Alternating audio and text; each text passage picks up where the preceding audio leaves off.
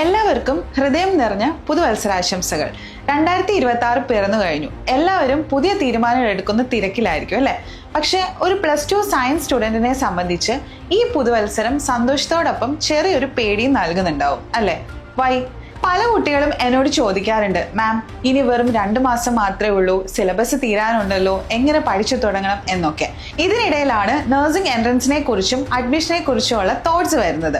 ഒരു വശത്ത് board exam, മറുവശത്ത് കരിയറിനെ കുറിച്ചുള്ള ടെൻഷൻ.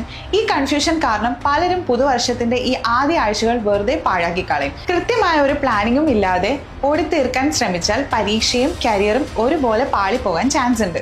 ഇന്നത്തെ ഈ പുതുവർഷ ദിനത്തിൽ ഞാൻ നിങ്ങൾക്ക് നൽകുന്ന ഒന്നാമത്തെ ടിപ്പ് ഇതാണ്: don't study hard, study smart. Nursing പഠിക്കാൻ ആഗ്രഹിക്കുന്ന ഒരു കുട്ടി പ്രധാനമായും ഫോക്കസ് ചെയ്യേണ്ടത് ബയോളജി, കെമിസ്ട്രി എന്നീ സബ്ജക്ട്സ് ആണ്. ഈ വിഷയങ്ങളിൽ നിങ്ങൾ ഉണ്ടാക്കിയെടുക്കുന്ന അടിത്തറയാണ് നാളെ BSc നഴ്സിംഗിൽ നിങ്ങളെ സഹായിക്കാൻ പോകുന്നത്.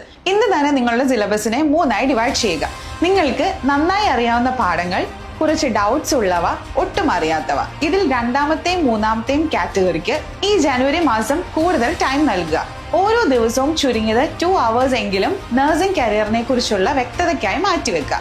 ഞങ്ങൾ ഇവിടെ നൽകുന്ന റൈറ്റ് നഴ്സിംഗ് അഡ്മിഷൻ ഗൈഡൻസ് എന്നത് വെറും ഒരു അഡ്മിഷൻ പ്രക്രിയ മാത്രമല്ല, നിങ്ങളെ പഠനത്തിലും കരിയറിലും മികച്ച രീതിയിൽ ഗൈഡ് ചെയ്യുക എന്നത് കൂടിയാണ്. ഈ 2026 നിങ്ങളുടെ ജീവിതം മാറ്റാൻ പോകുന്ന വർഷമാണ്. ആ മാറ്റത്തിന് നിങ്ങളെ സഹായിക്കാൻ ഞങ്ങൾ റെഡിയാണ്. പരീക്ഷയെക്കുറിച്ചോ പഠനത്തെക്കുറിച്ചോ നിങ്ങൾക്ക് എന്തെങ്കിലും പേടിയുണ്ടെങ്കിൽ അത് താഴെ കമന്റ് ചെയ്യൂ. നിങ്ങളുടെ എല്ലാ അക്കാഡമിക് സംശയങ്ങൾക്കും മറുപടി നൽകാൻ ഞാൻ കൂടെ ഉണ്ടാകും. നഴ്സിംഗ് സ്വപ്നം കാണുന്നവരുടെ വലിയൊരു കമ്മ്യൂണിറ്റിയായ നമ്മുടെ റൈറ്റ് നഴ്സിംഗ് ഡ്രീം ഹബിൽ ജോയിൻ ചെയ്യാൻ മറക്കരുത്.